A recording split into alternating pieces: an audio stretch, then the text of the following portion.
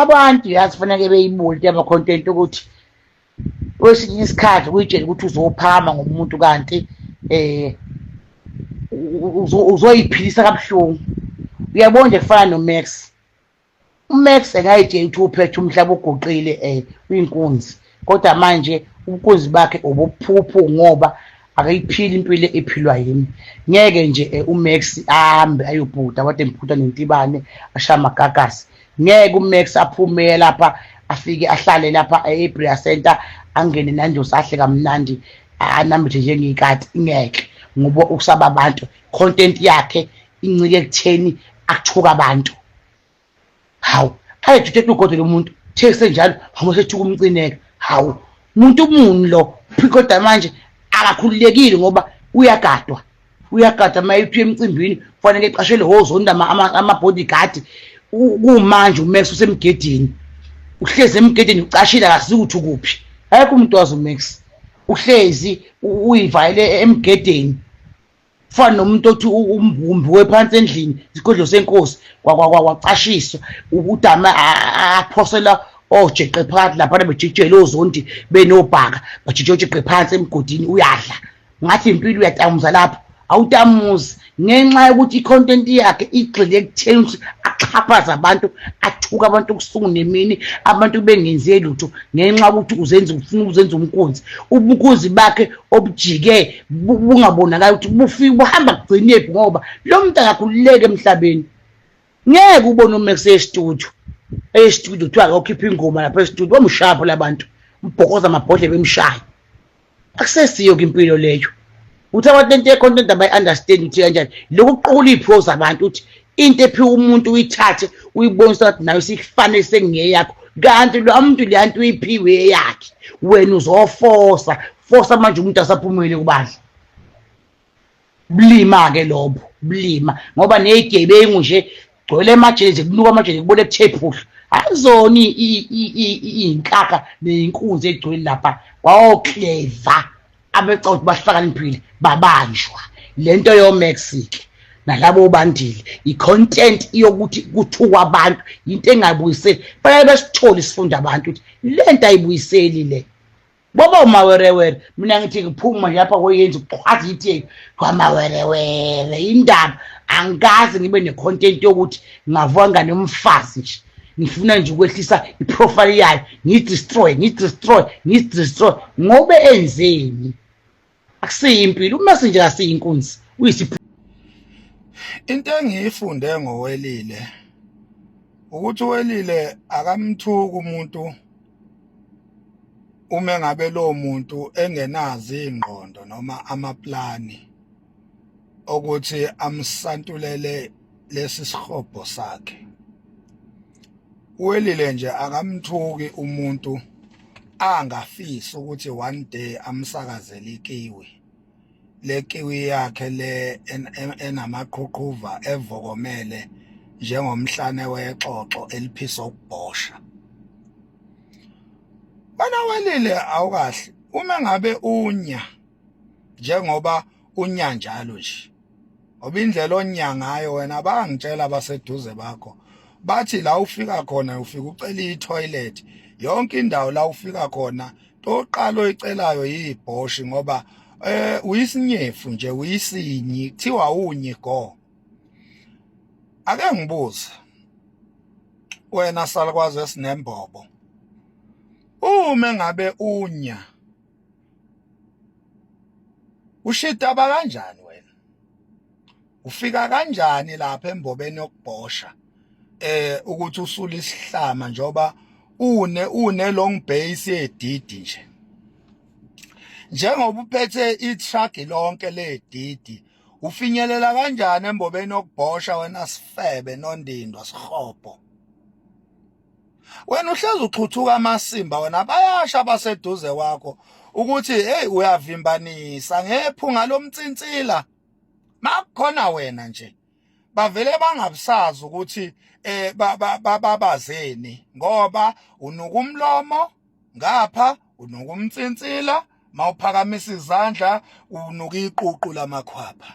Kahle kahle Welile, wena lamaphunga angaka akuwe noma ugezile Nkosi yami, uyitshela ukuthi ugezile kodwa alipheli ikhwapha nomtsintsila.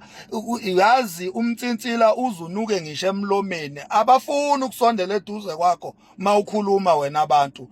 Bathi emlomeni wakho kuthaphuka isitamkoko, msoni wakho.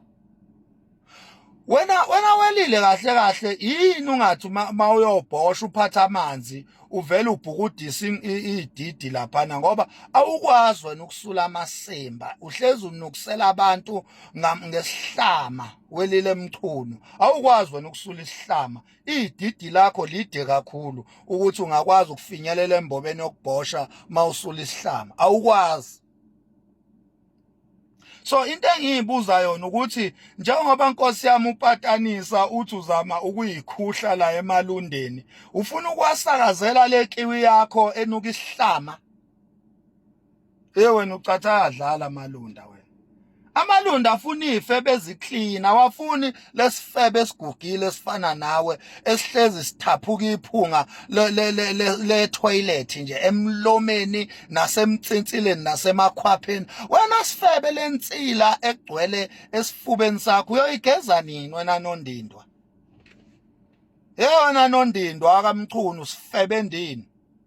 Owahlezi ufuna itrend ngisho ngenkani, ufuna ukutrenda ngenkani, ufuna ukukhulunywa ngawe ngenkani. Uma ubona ukuthi akutrendeki ufuna nje umuntu osemehlweni abantu, umfuna uzumthole ebese wenza lamasimba ama-VN akho anuka igolo lakho leli elimanzi elixhwathuka impethu, sihobho sikanyoko.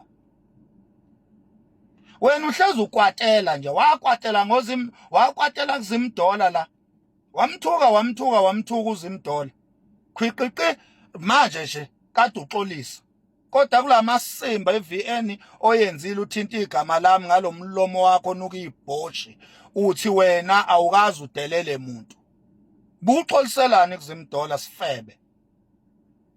Wasuka lapho wena wahamba wayokotela Ngizwe Mchunu, umbiza ngobhuti wakho uthi uNgizwe Mchunu wakini. Uqamba amanga sifebe ukotela ufuna ukuyontshontsha udumo luka Ngizwe Mchunu.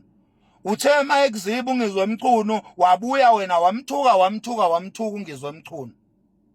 Wakuziba nalapho uNgizwe Mchunu wabuya suyincengela usuhamba usantula ididi lana, uhamba usantula ididi ulo uyincengela kuNgizwe Mchunu la.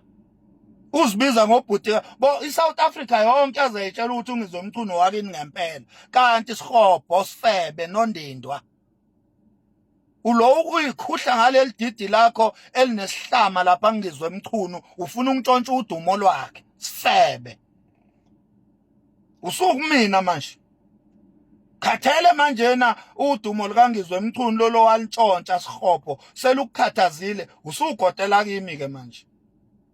Lana ke mina ngumqanso ongagitshelwa mbongolo ephisa ukubhosha sifebe sikanyoko. Mina ngizokunyisa mina ngizokunyisa, zama nje ngizame mina ngeke ngiyeke. Uyezwa yini wena golo elixhwathuka amanzi aneyimpethu? Uyangizwa kahle wena lilebe elikhuntile elihlephukile? Angijwayele mina indaba yebhoshi sifebe, angijwayele inhlunu mina. Tshela mina akho ngquza ophila nayo mina engangilokotha sifebe sikanyoko, akho lebe elingathatha amachance la kimi ngoba njengoba wenza lamasimba nje kungenzeka ukuthi likhona igole elikuthumile ukuthi yenza lenhlunu oyenzayo. Funa uyolitshela ke naleyo nhlunu yegole elikuthumile ukuthi ngithe kulo msunu kanina including you sifebe kade yangidakelwa. Hello Mzansi, welcome to Mgosi waseMzansi. Guys, honestly speaking, you'll think ukuthi Max Makhanya enhlamba wayele esikoleni because what?